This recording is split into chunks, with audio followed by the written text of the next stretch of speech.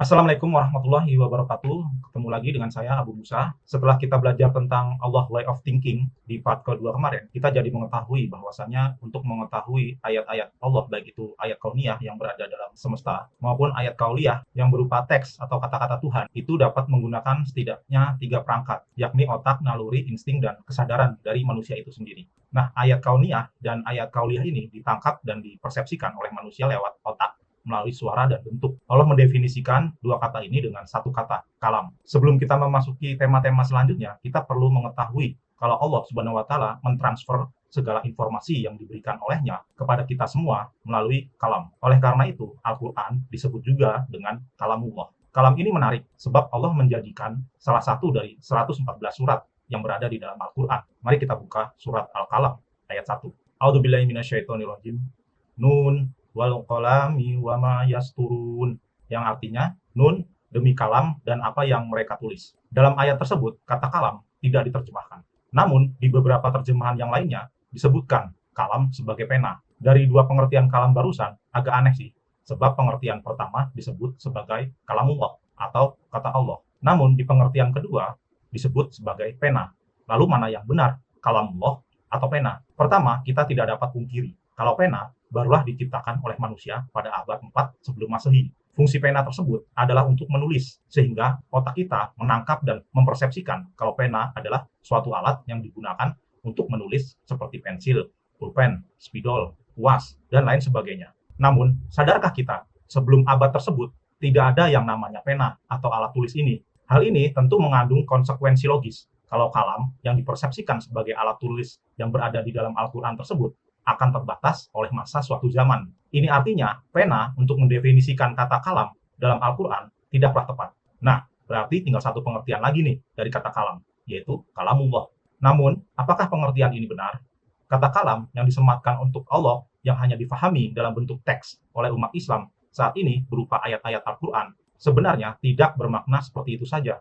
Namun, pengertian kalam ini bermakna luas. Kalau kita lihat Quran surat Al-Alaq ayat 4-5, Allah mengajarkan kalam juga kepada semua ciptaan Allah, tak terkecuali manusia. Mari kita lihat ayatnya. A'udzubillahi minasyaitonirrajim.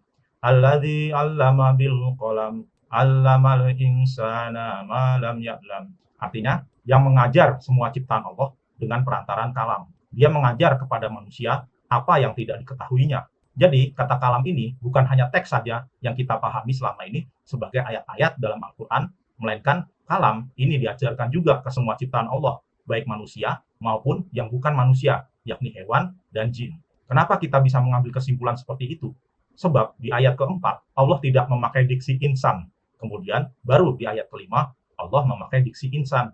Untuk mengambil contoh bagaimana Allah mengajarkan hewan dengan perantaran kalam ini, kita dapat melihat bagaimana bayi hewan dapat menyusui induknya dan dapat membedakan antara mana induknya dan mana yang bukan induknya. Begitu juga dengan sarangnya dan juga anak-anaknya.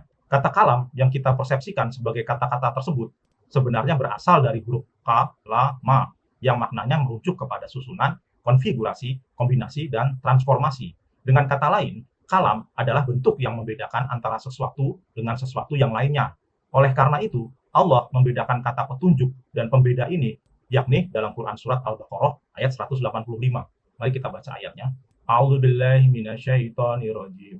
Syahrul Ramadan alladzi unzila fihil Qur'anu hudan linnasi wa bayyinatin minal huda wal furqan.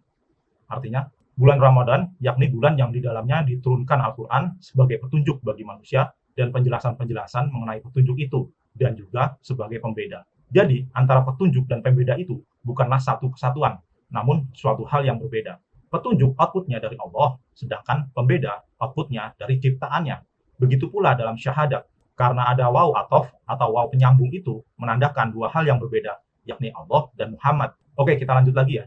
Jika kita mengacu pada Quran surat Al-Alaq ayat 5, kita akan mengetahui kalau fungsi kalam itu adalah untuk mengajarkan manusia apa yang tidak diketahuinya. Untuk mengambil contoh bagaimana Allah mengajarkan manusia dengan perantaran kalam ini, kita dapat melihat bagaimana bayi manusia dapat menyusui ke ibunya secara langsung, walaupun tidak diletakkan dekat pada puting ibunya.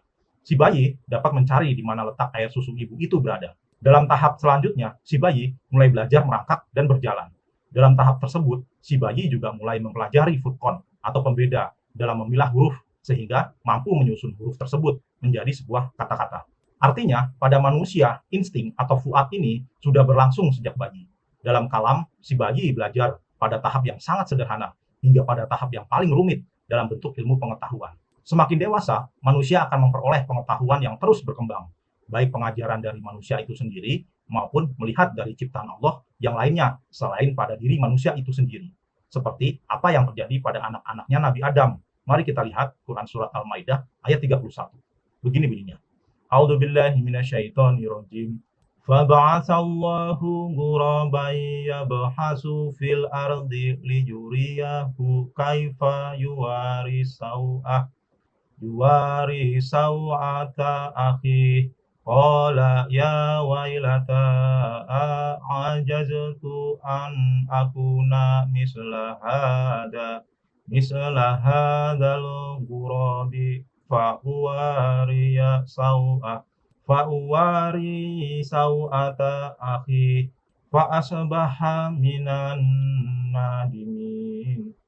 Artinya, kemudian Allah menyuruh seekor burung gagak menggali-gali di bumi untuk memperlihatkan kepadanya, yakni Kabil, bagaimana seharusnya menguburkan mayat saudaranya. Berkata Kabil, "Aduhai, celakalah aku. Mengapa aku tidak mampu berbuat seperti burung gagak itu? Lalu aku dapat menguburkan mayat saudaraku ini. Karena itu, jadilah dia seorang di antara orang-orang yang menyesal." Dari ayat tersebut, kita juga dapat memahami di mana kalam melalui proses pembelajaran akan dapat membangun logika. Karena dasar logika adalah perkataan, pemikiran, ide, argumentasi, dan alasan. Al-Kalam sebagai logika ini dapat kita lihat dalam Quran Surat Al-Kalam ayat 1. Yang di awal tadi kita baca ya. Nun wal qalami wama yasturun. Nun demi kalam dan apa yang mereka tulis. Ayat tersebut menunjukkan juga kalau Al-Kalam sebagai potensi kemampuan manusia untuk menyusun sesuatu secara logis. Kata yasturun juga menjadi kata serapan yang bermakna satir atau karangan yang disusun secara sistematis sehingga tampak seperti sebuah kenyataan. Dari sini kita dapat menyimpulkan bahwa Al-Kalam adalah potensi atau pusat yang melahirkan ilmu pengetahuan. Oleh sebab itu dikatakan Allah mengajarkan manusia apa yang tidak diketahuinya. Lalu dari kata kalam ini muncul kata taklim, yaitu pengajaran atau proses pencerahan akal manusia agar menjadi cerdas atau pintar. Taklim dalam ilmu pengetahuan dipakai juga dalam makna definisi. Misalnya dalam taklim kita mendefinisikan kata sholat dan lain sebagainya sehingga mengerti apa arti kata-kata tersebut. Dalam kehidupan kita, pada saat kita melakukan taklim, kita mentransformasikan dari suara si ustadz melalui perangkat telinga dan bentuk melalui perangkat mata yang si ustadz tulis dalam sebuah papan tulis atau tergambar dalam sebuah proyektor. Maka kolbun atau otak kita juga berpikir dan melakukan definisi, di mana pikiran kita menguraikan fenomena tertentu kepada unsur-unsur yang paling mendasar, lalu melakukan konstruksi dan mengambil kesimpulan. Semua perkembangan ilmu pengetahuan, jika kita pelajari, dimulai dari yang paling sederhana, melalui persepsi, sehingga melahirkan sesuatu yang rumit, hasil dari abstraksi. Begitu pula jika Al-Kalam dimaknai sebagai alat tulis. Hal ini bukan dimaksudkan pena, pulpen, pensilnya yang diciptakan manusia, tetapi fungsi daripada alat tulis tersebut, yaitu untuk memformulasikan antara huruf satu dengan huruf yang lainnya. Misalnya saja, kita tidak mungkin menuliskan huruf bertintakan hitam di atas kertas hitam, tetapi harus ada perbedaan antara tinta dan kertas tersebut. Demikian juga terhadap huruf, kita bisa membedakan suaranya. Misalnya saja gabungan huruf P, U, A, S, sehingga menjadi susunan kata puas yang dapat kita definisikan sebagai kesenangan, kenyamanan, dan lebih dari cukup. Lalu, dari huruf-huruf tersebut dapat dilakukan lagi konfigurasi atau kombinasi lainnya sehingga memunculkan definisi baru dengan adanya perbedaan, yaitu paus, suap, sapu, asup, dan apus. Lalu bagaimana dengan orang cacat, misalnya tunanetra, tunarungu, dan tunawicara? Apakah Allah juga mengajarkan dengan kalam? Jawabannya tentu iya. Ketika salah satu perangkat untuk menerima kalam atau pengajaran tidak berfungsi, maka Allah menguatkan dan melebihkan perangkat lainnya yang berfungsi. Misalnya saja tunarungu dan tunawicara. Allah mengajarkan kalam melalui bentuk yang ditangkap oleh indera penglihatan, yaitu mata, sehingga muncullah bahasa isyarat.